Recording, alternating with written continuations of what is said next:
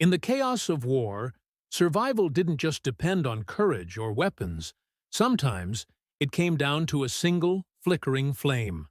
When soldiers and airmen were stranded in frozen wastelands, with rescue days away and rations gone, one small object quietly stood between life and death.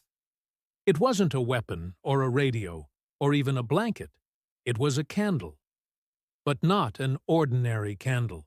This little metal tin held a flame that could burn for 3 days straight, in snow, rain, and wind, without giving away a soldier's position. Today, we're uncovering the forgotten story of the 72-hour survival candle, a tiny masterpiece of wartime ingenuity that turned simple wax into the light of survival. In the early 1940s, Allied survival experts faced a deadly problem. Downed pilots in Arctic regions or behind enemy lines often froze to death long before help could arrive. Standard survival kits included food, matches, and a knife, but none of them could keep a man warm through a frozen night. Fuel was too bulky to carry. Open fires were too visible to the enemy. And even a small flame could mean the difference between seeing the next sunrise and succumbing to the elements. What soldiers desperately needed was something small, reliable, and incredibly long-lasting. A heat source that wouldn't fail when everything else did. From that desperate need, a simple but brilliant idea was born. A candle engineered not for comfort, but for sheer endurance. The design began in British and American survival labs. Engineers and field testers experimented with everything from fuel tablets to miniature stoves, but most of these solutions failed in the extreme cold. Then came the candle. They developed a compact tin, about the size of a tobacco box, and filled it with a dense, specialized mixture of waxes and fats, with each ingredient chosen for a specific reason. This candle could burn continuously for a staggering 72 hours. That's 3 full days of steady light and heat from a palm-sized tin. It was issued to Royal Air Force pilots, Arctic explorers, and lifeboat crews. In survival kits often marked top secret, these candles were packed right next to fishing lines, morphine tablets, and maps printed on silk. To the soldiers who carried them, it became known simply as the 72-hour light.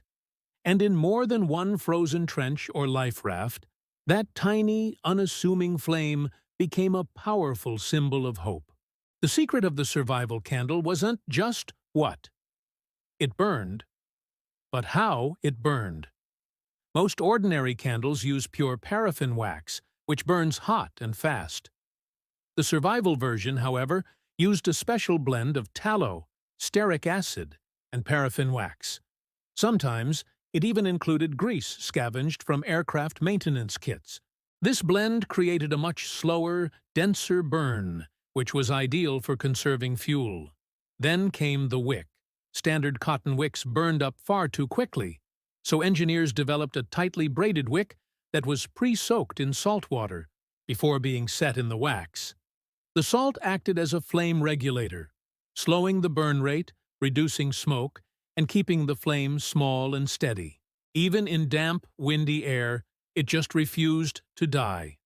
The candle was poured into a metal tin with a tight-fitting lid, protecting the wax from water and snow. But the design went beyond just providing light. The tin itself could be flipped over and used as a miniature stove. When combined with a bit of foil or a mirror to act as a reflector, soldiers could boil water for a hot drink, cook their meager rations, or thaw out a frostbitten hand. It wasn't about luxury. It was survival engineering at its purest, turning the simplest materials into maximum endurance. Imagine being a pilot shot down over the North Sea in the middle of winter. The waves are freezing, your hands are numb, and the black of night is falling. You manage to open your lifeboat survival kit, and inside, there's one small tin candle. You strike a match, and suddenly, the oppressive darkness glows with a soft, warm light. In that moment, that tiny flame means everything. It can help dry your gloves, melt snow for drinking water, and even warm your hands enough to prevent frostbite. In Arctic camps, soldiers used them to thaw frozen rations or just to light cigarettes during the long, silent nights. They were designed to give off minimal smoke, so they wouldn't accidentally reveal a soldier's position to the enemy. In diaries and field reports, soldiers described these candles as the smallest miracle, a quiet, steadfast companion that outlasted storms, darkness, and despair. Though the war ended, the legacy of the 72-hour survival candle didn't. Its ingenious design went on to influence post-war emergency kits, long-burn stoves, and the modern survival candles used by preppers and wilderness explorers today.